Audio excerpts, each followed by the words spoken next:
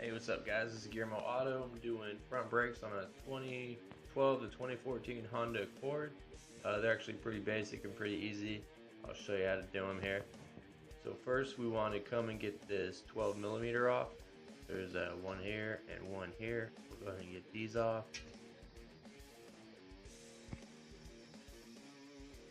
This shouldn't be too tight. Alright, got my one bolt.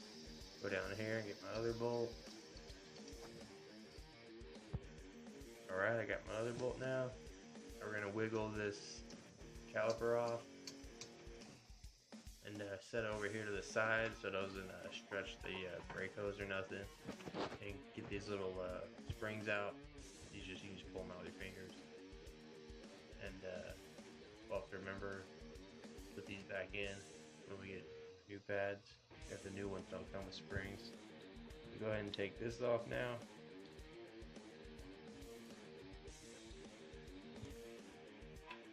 Alright, we'll go ahead and pull these pads out.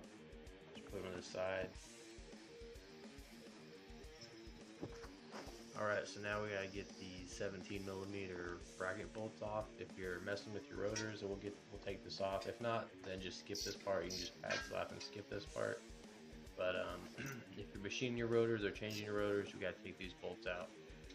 They're 17s. These will be a little bit more tighter than your caliper bolts, but they're not so bad. Alright, and then once you get them off, this caliper will be loose, so make sure you support it when you take your last one out. And then we'll take this off, set it to the side. So to take the rotor off, you gotta get this screw off. If you're lucky, you'll be able to just do it with your Phillips, but a lot of times they're rusted in there or stuck, so they're stubborn.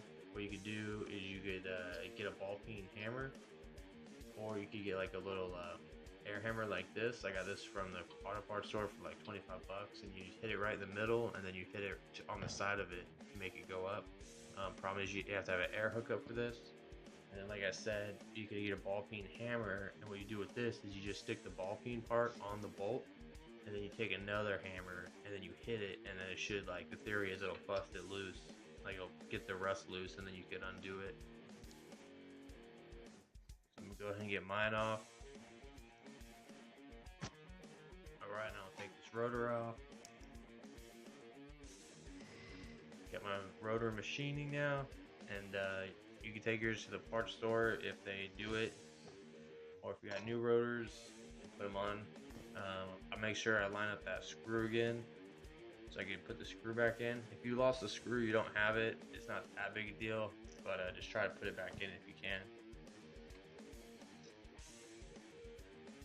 Alright, so I got that in. Now I can clean your bracket or clean your brake hardware. Just get like the dust or any like rust off here, and then put some brake lube on. Pull the pins out. You can lube the pins. If you get confused, the one with the black grommet goes on the bottom. Just any brake lube's good, really. Alright, so I got mine cleaned and lubed. Put it back on. I'm gonna use a 17 here to tighten the bracket bolts back up. Got my new pads. The sensor goes on the inside. The sensor is a little metal tab that's on one of the pads. Each side has one, and that goes on the inside. So I'm gonna go ahead and depress my piston now. Get it depressed. This tool, you can get it, or if you have like giant channel locks, you might be able to get lucky and compress it. Put the pads in, put our springs back in.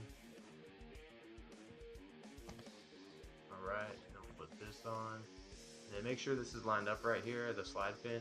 It could be like crooked and not flush with that, and if you're having problems with your bolts not lining up. So I got mine all lined up. Go ahead and tighten it down.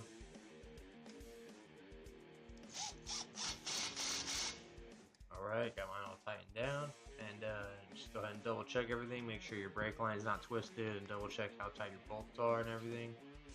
And yep, that's pretty much it, guys. Hope you like my video. Please like, comment, and subscribe. Feel free to donate if you like. Thanks for watching.